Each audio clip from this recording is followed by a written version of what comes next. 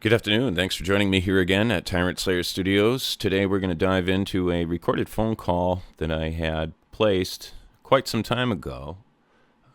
It's between the Chief Custodian of Records and I, Miss Sharon Rosato. And basically I'm playing this for you just to give you some insight, to show you how long I've been at this, how I've been playing by their rules. And still to date I have accomplished next to nothing, as these guys don't follow their own rules. I'm going to be disclosing a tremendous level of evidence to prove that to you guys this week. We're going to be reviewing some police reports. We're going to be reviewing some body cam footage from within the home of my daughter. We're going to be looking very closely at the irrefutable trauma and child abuse my daughter has been subjected to in the custody of her criminal, lying, drug-addicted, prostituting mother. We're going to take a close look at the men who she's been putting in my daughter's life. We're even going to listen to a recorded conversation with one of her boyfriends who tells me they've been selling drugs out of the house, that he's really sorry for everything he's done in front of my daughter. Things of that nature. We're basically going to prove to the world today that the woman who hasn't won custody of my daughter, mind you, she hasn't won anything. She has my daughter because I was put under the threat of duress in judicial misconduct, criminal misconduct, overseen by Judge Madzarowski, who violated our laws and the Connecticut practice book, the very rules of the court itself, by using a capias to threaten me with arrest, claiming if I left the courthouse that day in September of 2020 with my daughter, who I have to date and at that time had legal guardianship and custody over, then I would be arrested on a $5,000 capias bond by the court marshals there. Okay. You can't... okay, I'm not even going to get into that part, but basically, she hasn't won anything, okay? But my daughter has been forcibly put in her custody against her own wishes and against my wishes and against the wishes of everybody who knows my ex and everybody in my family. Everybody aside from the Connecticut court has accepted the fact that Priscilla Perry, the mother of my child, is an unfit, mentally incompetent psychopath who shouldn't be anywhere near anyone's children, never mind her own. Okay? We're going to prove to the world through these police reports, through a number of documents, through body cam footage, recorded phone calls, email correspondence, text messages, a plethora of information is going to be dumped this week.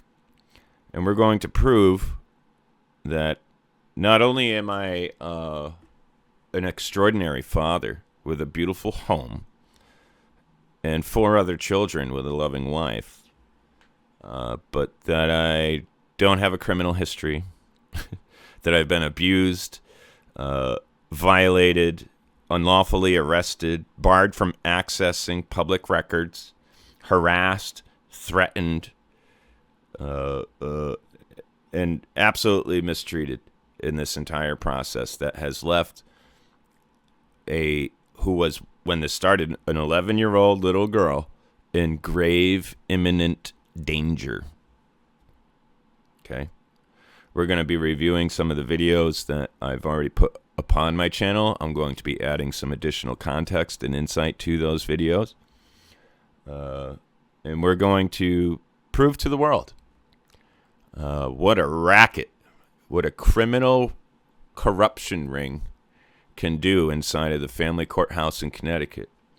And up to this point, it's gotten away with it. But the buck stops here at Tyrant Slayer Studios because we slay the tyrants, metaphorically speaking, of course. Miss Madzarowski, I hope you enjoy your stay in prison, and I'm going to be honored to put you there. Mr. Armada, you and your little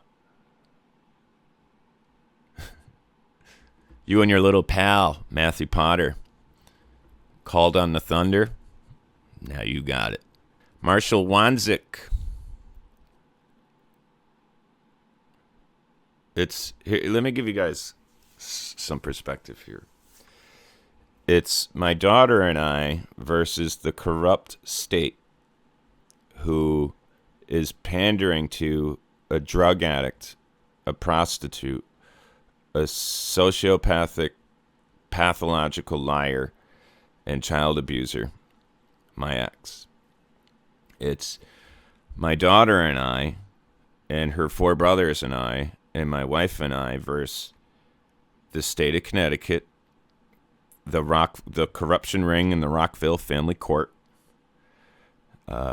attorney Matthew Potter, who represents the plaintiff in a criminal conflict of interest with Judge Barry Armada, who replaced the self-recused Madzarowski after she recused herself, knowingly breaking our laws and violating our rights and breaking the rules of the court, engaged in criminal judicial misconduct. She thinks recusing herself keeps her immunity and keeps her out of trouble, after she broke all the rules and forced me under the threat of duress to relinquish my custody, my legal custody of my daughter before leaving the courthouse in September.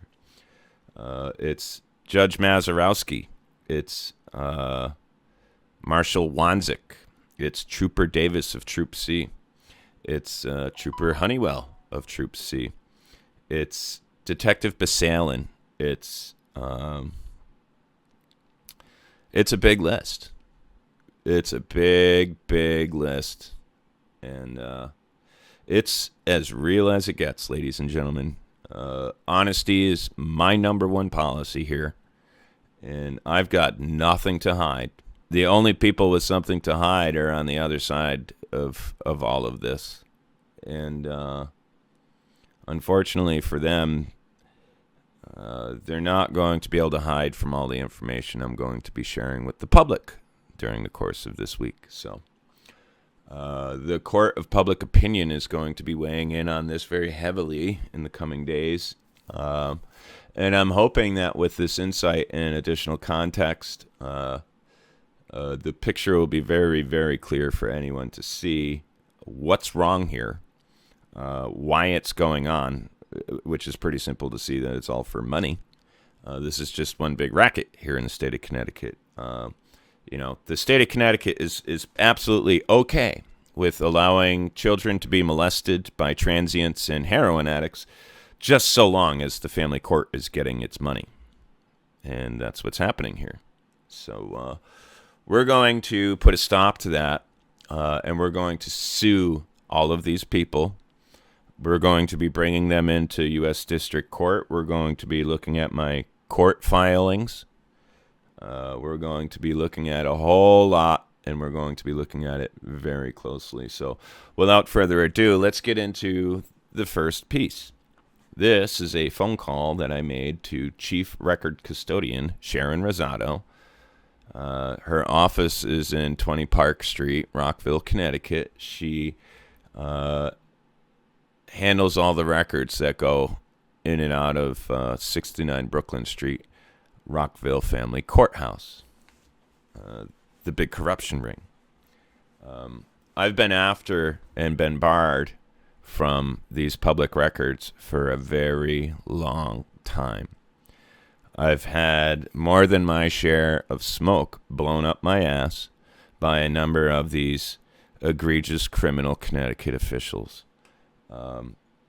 Now, the reason why this phone call is important is because it's from October 3rd, 2020.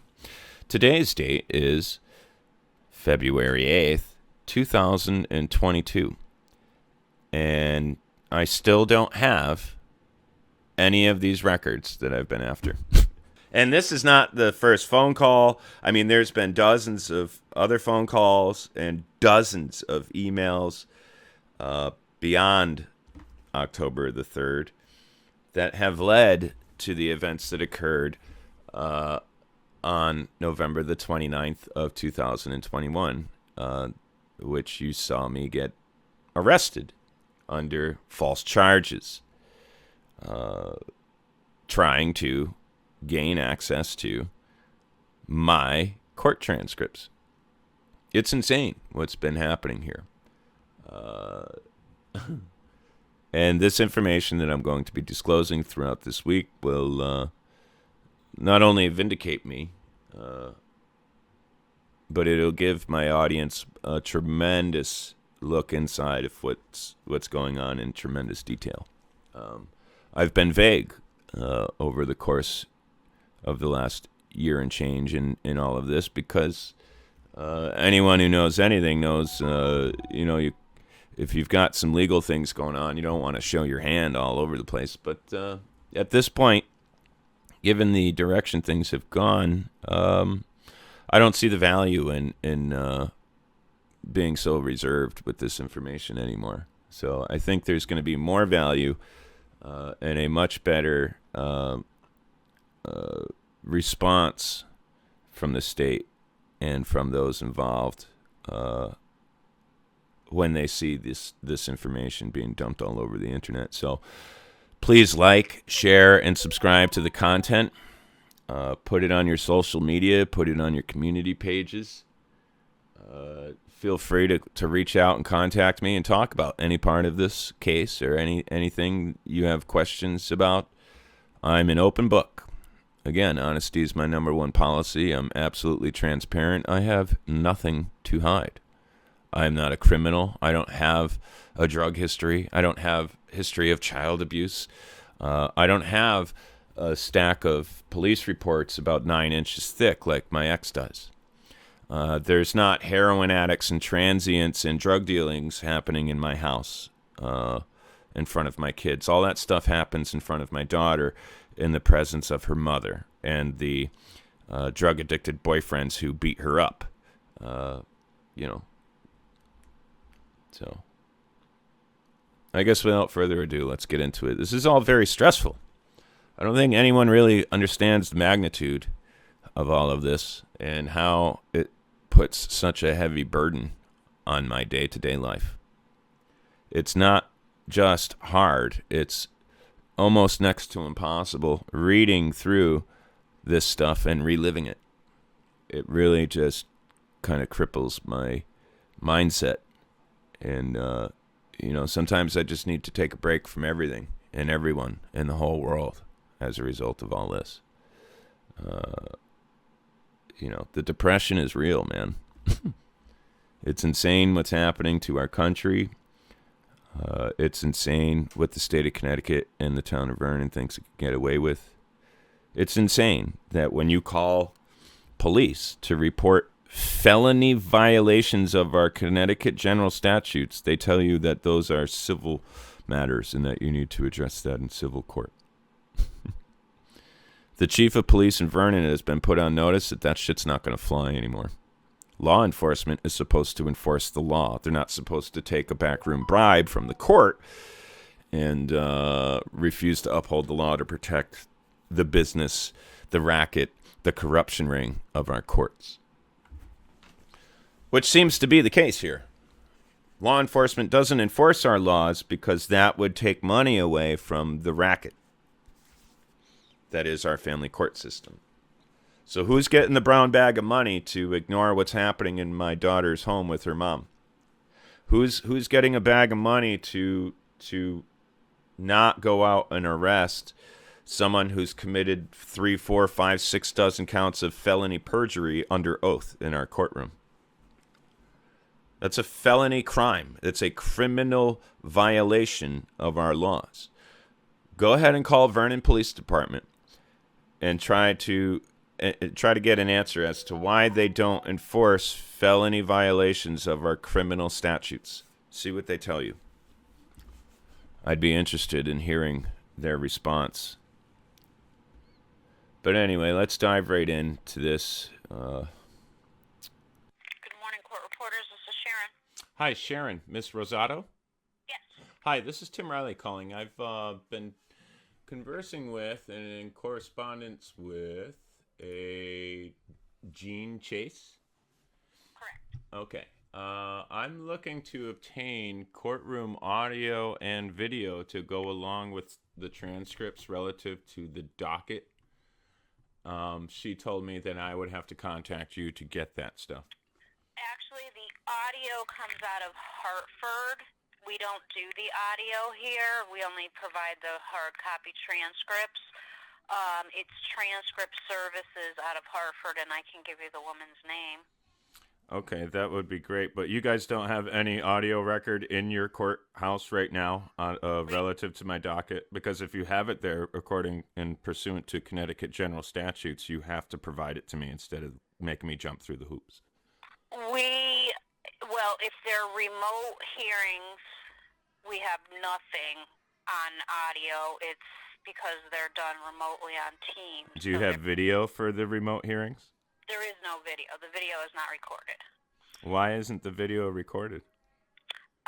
That you would have to speak with Hartford Transcript Services. The video isn't recorded. They're just Teams phone calls. So there's a recorder that's attached to the call, and then when the recording comes in, the actual proceeding is recorded, but it is not, the video portion of it is not recorded. Okay, that's good insight there. Now, are you aware of any Connecticut general statute that prevents a participant of any court proceedings that make it illegal for the participant to make an adjective record of those proceedings?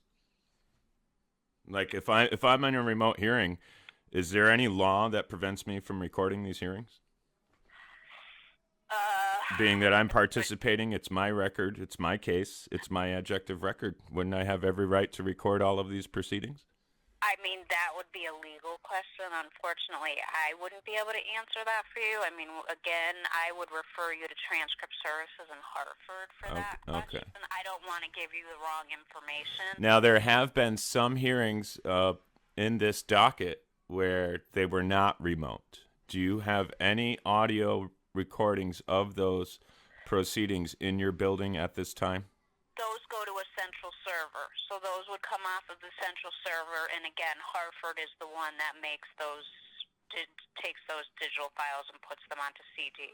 The individual districts don't do that. Okay. But still, but you are. The audio requests are referred to Hartford, to the transcript, to main transcript services. They do handle all the audio. We are not individually as a district able to provide any audio. Okay. Aside from that, would you be able to get all of the transcripts relative to this docket along with Miss Chase for me from May until the present day, so that I can have the actual transcripts prepared for appellate court and higher courts and things of that nature? For your case, for Perry versus Riley, under the docket, let's see. Docket number 501-3724. 501-3724. That is correct, ma'am. Okay. The only thing I would need is I would need a transcript order, and I would need the fee waiver that Judge Maczarowski signed, I believe, pertains to the 2 dates that were requested on the original order, which was September 2nd of 20 and August 31st of 20. Yep. So I think you would need to file a new fee waiver. I mean, I can check with Judge. It would be fantastic if we could get around that. I mean, that's just an awful redundancy, a waste of paper and everybody's time. So, I mean, if you could, try to handle it as expeditiously as possible and eliminate as many redundancies as possible so that I can just swiftly obtain this very important information. And am I to understand you do want to apply it under the fee waiver? You're not. Yes, correct. Yeah, Okay. I don't.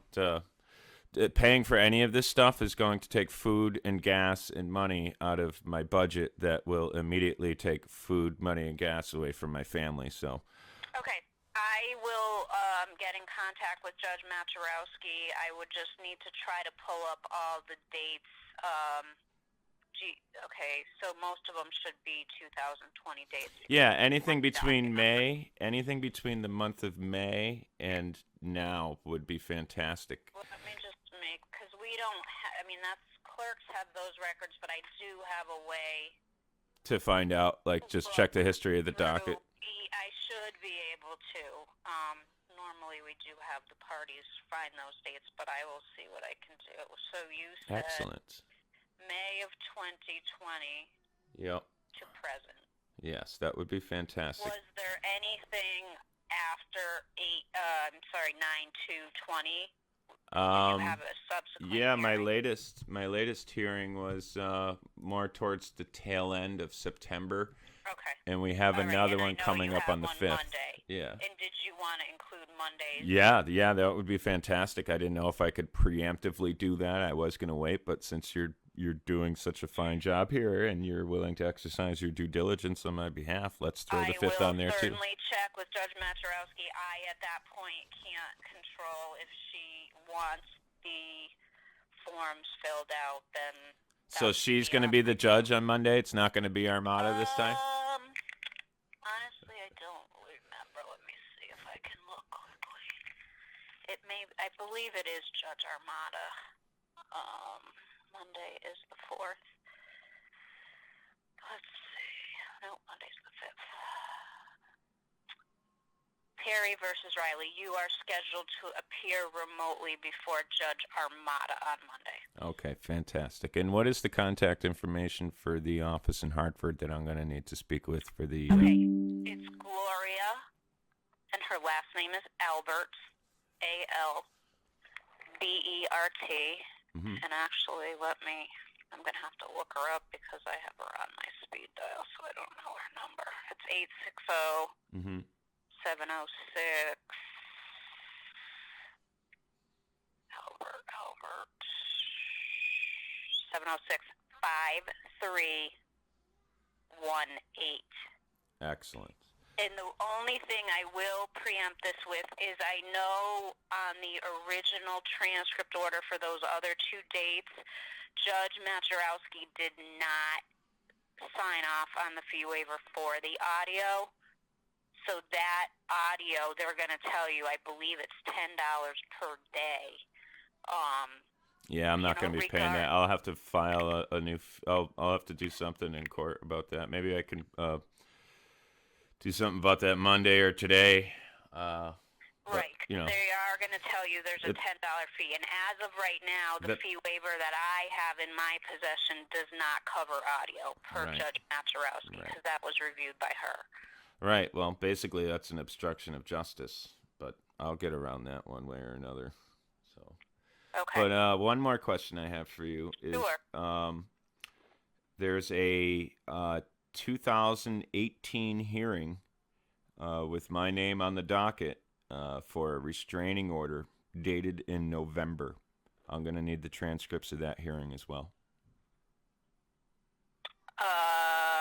That I would not be able to locate without more information. It's a Perry versus Riley. It is Perry versus Riley? Yeah, it's from November 2018. And a restraining order was placed upon me because I couldn't get a continuance and show up to court. So I'm going to need the transcripts on that, too. Let me see if I can find that. That may be more difficult to locate without It's a very important piece for my case here against the state and the court. You said 2018? Yes, ma'am. 2018, November. I believe it was... Let me see if something just pulls up with a quick...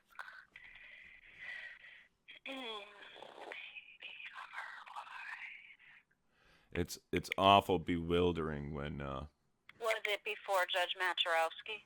Oh, I believe it was. Yeah, I believe it was, but I'm not entirely sure. I've never seen the transcript, but I'm pretty confident it was her. Let me just see it. She's got a history here.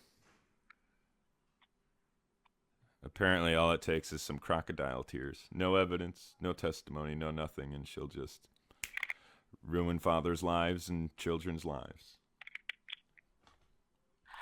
Okay, I'm not pulling up anything having heard that's not the right. I just searched the word Perry. It wasn't you. You can try Timothy Riley. Oh, I'm sorry. You're Mr. Riley. I apologize. Yeah. It should be Perry versus Riley. I'm Timothy Riley, and it was filed in November. I think mid to the third week of November, maybe around the 20th of November, 22nd of November, 2018. I have police reports for that date and stuff that show I've never made any threats to anybody, and that this whole ruling is bogus. Okay, here we go. 9:30 TRO hearing. It was on December 5th of 2018. Okay, excellent. Yeah, that's the one. 12/5/28. There was no standing order before the 5th of December that you see there. Like no proceeding took place that put an order of restrainment against me prior to the 5th of December. It doesn't appear anything on the record. No. Excellent. Very good. That's very good. Thank you. That's a critical piece of evidence I need right there. And I'm assuming this is on the record. This is like I'm saying I'm looking at scheduling. I'm not looking at our actual. I can quickly do that. Yeah, look for anything throughout November prior to the 22nd or on the 22nd.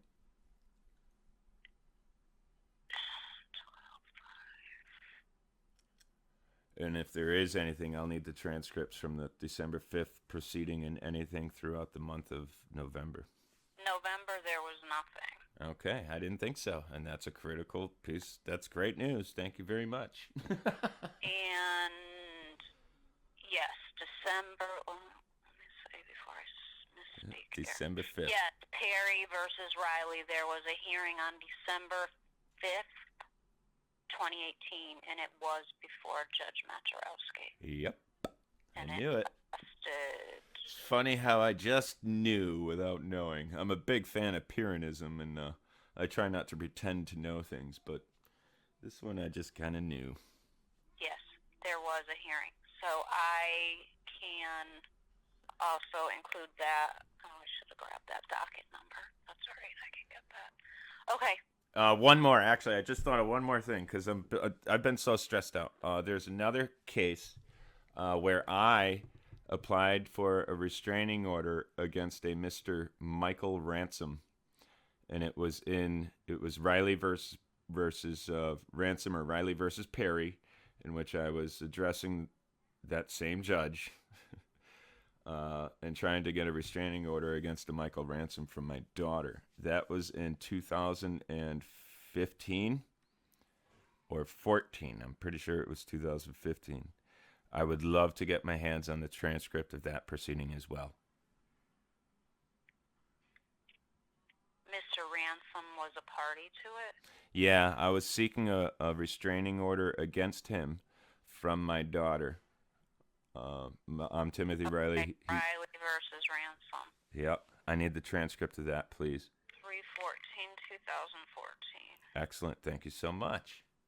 You know what? You're the best. You're the best court professional I've ever had to deal with in my entire life. Very pleasant conversation and very fruitful today. So thank you so much for your... And I will do what I can. Like I said, it's out of my hands as far as fee waivers for these going forward. Right. Oh, I don't expect her to waive the fee. She's going to try and obstruct this justice, but I'll get my way around that. But let me just confirm that there was, in fact, a on the record hearing on. Okay, it looks like it was.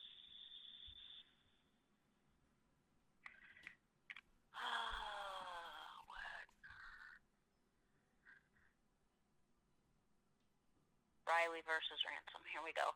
There was a hearing on March 14th, 2014, and it was before a judge. It wasn't, Judge Maturowski wasn't here in 2014. It was before a Judge Presley. Judge Presley, okay. Yeah, Maturowski didn't get appointed until, she's only been in a few years, right? A couple, 2-3 years? I'd have to, I don't, yeah, she's fairly new. Yeah, she's been there since 2018, I think. Okay, Mr. Riley, I will see what I can do on this, and just to confirm, 860-823-8965. Yes, ma'am. Okay. Would you like my email address, too? I believe I have it because I have the original transcript order from the August and September date. Oh, okay, great. StudioAdmin@TyrantSlayerStudios.com. You got it. Okay. Excellent. Thank you so much. Thank you. Keep professional. Have a good day. Thank you. You as well. All right. Bye-bye. Bye now. All right. And as you saw throughout the course of that phone call, I was fingering through some of these things here. There's going to be a lot of video and detail about this coming out throughout the course of this week. But as you can see here, she gives the court a fake name for Mr. Kilhenny. She called him Jacob Shandorf when I was cross-examining her, trying to get the man's name. I still, at that time during that court proceeding, had not gotten his name. And I didn't learn until after this date, 9/2/2020, that she actually lied about who this man is and why. And it's because he has warrants. He's got a rap sheet longer than most people's torso. He's a very violent drug addict. And she didn't want the court to know anything about, this drug addict, drug dealer, violent domestic abuser being in the presence of my daughter. Just simply running his name, would cause any court that's actually doing its due diligence to take the child away from my ex right away. So anyway, there's one perjury count, felony perjury count, which in the state of Connecticut is punishable up to 5 years in prison and a $5,000 fine. You can also see that I'm supposed to have daily parental contact with my child, which I've never had. So, she's in contempt there. When I filed my motion for contempt, the judge didn't follow the Connecticut practice book or the rules of the court.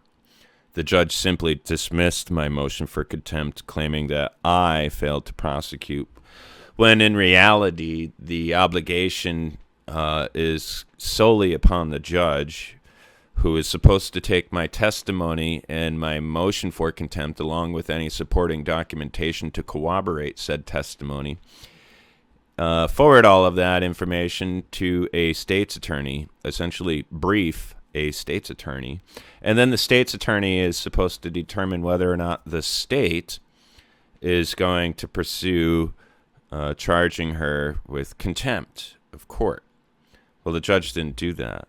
The judge didn't acknowledge my testimony about the plaintiff's perjury either, despite the fact there are dozens and dozens and dozens of counts, and basically the entire context of anything she's made statements to throughout this proceeding.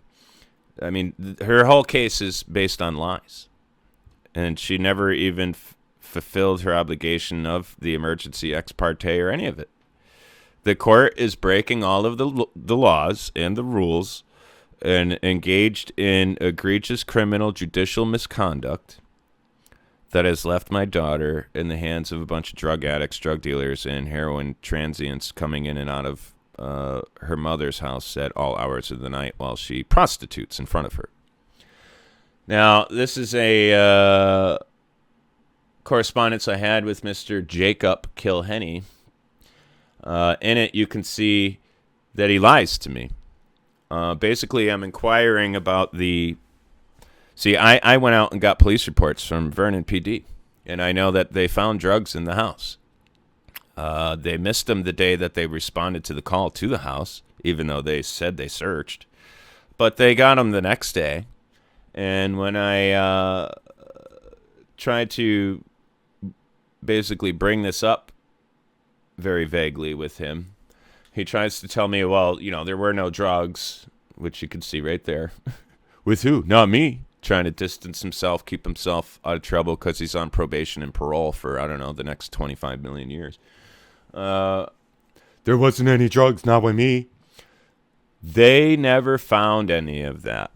So basically this shows that this guy, who you will hear in another video, calls me up telling me he wants to be my witness in court.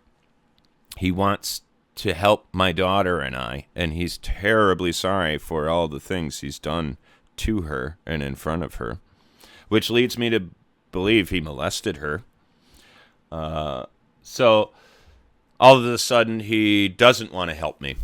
All of a sudden he gets a pair of Nike Air Jordans. Now that's called tampering with a witness. He begins lying to me. He no longer responds to my inquiries. Okay. Here's a message from my daughter, who can't even place a phone call to me. I hadn't been in contact with her for like 2 weeks, despite calling her 3 times a day, every day, maybe more, for 2 weeks. Right? That's a violation of the court order. Here, September the 10th. Okay, the order from the court came out September the 2nd. This guy's not even supposed to be around. This is my ex's house. These are his brand new Nike Air Jordans, right, that she bribed him with on September the 10th. That's called tampering with a witness, bribing a witness, okay? There you go. She's not even supposed to be around this guy, right? Here they are. Now, there you go, 53A151, tampering with a witness. Conspiracy to destroy evidence. Her deleting the text messages and phone records on her cell phone of their communications. That's destruction of evidence. Now, another funny thing I find is in the police report, she lies to police and says that he started staying at her house in November of 2020.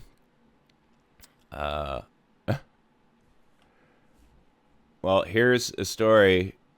November of, what is it now? In the police report, she says he was staying there. Well, we'll find out what the police report says. But basically, you can clearly see my ex is lying about when this guy started living in her house.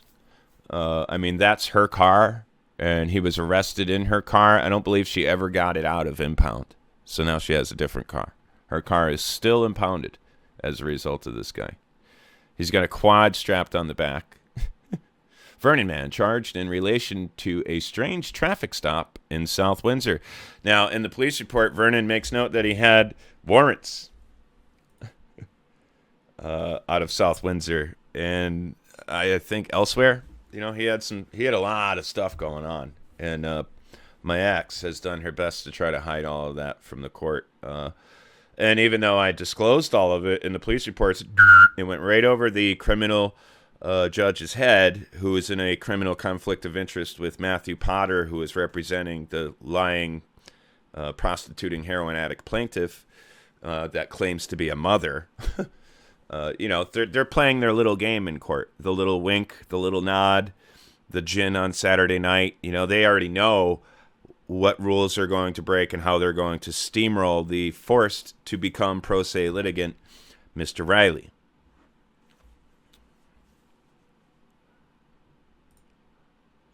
She goes in court and she claims that when I refused to return Araya to her, that she had no access at all to Araya. Every single day, we have videos of us asking Araya to call her mom if she wants to talk to her mom. We're in daily correspondence with her mother and asking her to call Araya, asking her to come and pick her up with her brothers and go for a walk or go to a park or whatever she needed. My ex had complete 100% transparent access to her child during her time here, but in her statements in court, she says she had absolutely no access, and Mr. Riley took complete sole custody and locked me out of my daughter's life. None of that is true. None of that is true, and we have evidence to prove it. I ask her to call you every day. Here we are, July 2nd, right? This all began in May, right? These are all things that I presented to the court. There you go. June 16th. This began on May 20th. You can come by, take a walk with her, whatever is clever. Visit with her anytime. Does that sound like she's being denied access to her child? Yeah, I don't think so. Let's see what else we got for you here. There are a ton of police reports. A ton of them. Now, the reason why this name is whited out and redacted is because my daughter was in the car with him. Imagine that. Imagine that. Oh, look, this took place on March 5th, 2020, and it was Mother's Day weekend in May of 2020 when my daughter began physically trembling and shaking, telling me she was terrified to go back to her mother's house, that she didn't want to talk to her mom, she didn't want to see her mom, and she certainly could not return to mom's house. Okay? So, March 5th, 2020, drugs, narcotics, heroin, fentanyl, crack cocaine. In that same Ford Fusion, you just saw the quad strapped to. Okay? So within 2 weeks of this incident, he's arrested again. Okay? This guy is living in my daughter's house with her abusive, drug-addicted, prostituting cunt of a mother. Let me take this call. Hello? Hello. This is an automated message from Spectrum. All right. So, my daughter's in the car with him. Means nothing. In fact, my ex met this guy. I filed a complaint with a report with Department of Children and Families in November of 2019. And I've got the Department of Children and Families pulled into court. I cross-examined the representative. And I come to find out that they never even did an investigation into my report. They did what they call a preliminary review. Oh, and we didn't see anything, troublesome or wrong in the home. In fact, it was their negligence that put Priscilla, my ex, into some program in which she met Jacob Kilhenny, her new drug dealer and boyfriend. So DCF's got some liability here too, you see.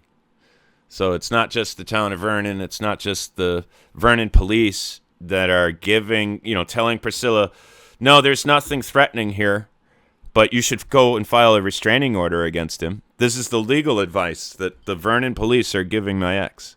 Hello, I need help. My ex is calling me and threatening me.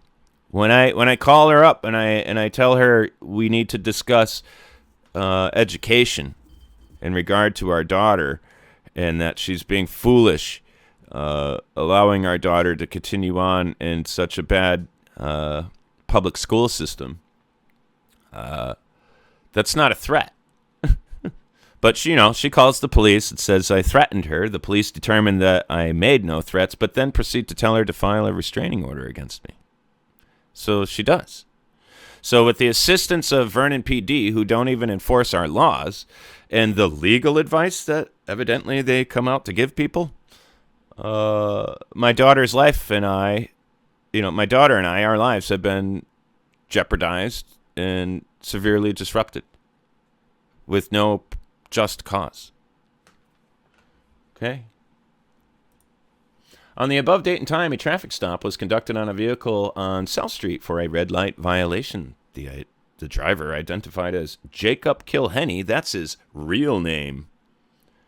It's going to be great showing you guys the police report where she recants her statements and tells the police that his real name is Jacob Kilhenny, and that she lied to them when she said his name was Jacob Shandorf.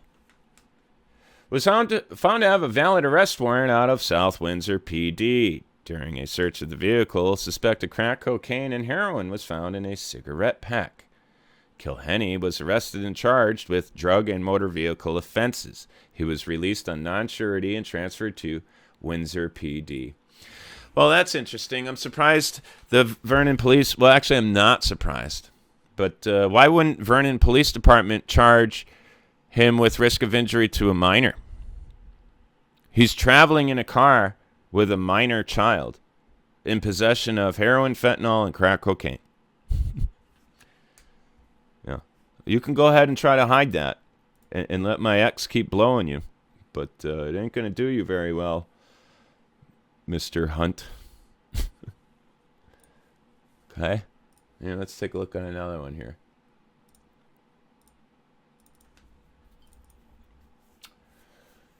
Ah. 10/19/2019. Oh, look, it's Jacob Kilhenny again. Oh, and the redacted name of my daughter. Jeez. 2 ripped wax folds, suspected to be used with fentanyl, in an Aquafina water bottle with a white powdery substance, blah, blah, blah, blah, blah. Yeah. The guy tried killing himself in the living room of the house, apartment. The military-subsidized apartment that the dishonored military veteran Priscilla Perry somehow managed to get herself into despite being thrown out of the military for doing drugs. On 10/19/2019, at approximately 17:43 hours, Priscilla E. Perry of 101 South Street, apartment number 34, called the Vernon PD to report that her boyfriend, who was a 34-year-old male, was unconscious with blood everywhere. I can't even read this right now. Look, I'll get into these police reports later and throughout the week. I can't do this right now. I'm getting seriously aggravated. Take it with a grain of salt, folks. I'm going to do my best to get out as much of this as possible for you folks. I do got to redact some information, as you can see. But the game is over. The game is over for the state. The game is over for the court. The game is over for the town of Vernon, the Vernon Police Department, Troop C, Tolland, Trooper Davis, Trooper Honeywell, Detective Basalin, Sergeant Benoit. It's game over. And it's especially game over for Blue Bacon, for Schrodinger's cat, the rabid cat, the drug addict cat.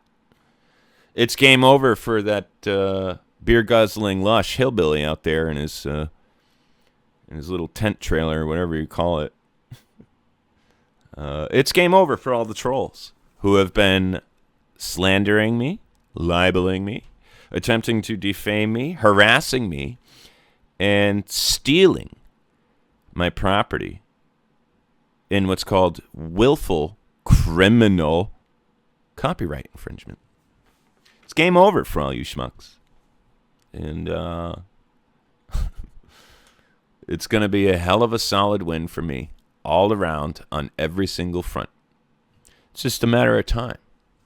That's it. And it's just that simple. So make some time for me this week to join me here yet again. Get your head around these police reports and the very fine plethora of details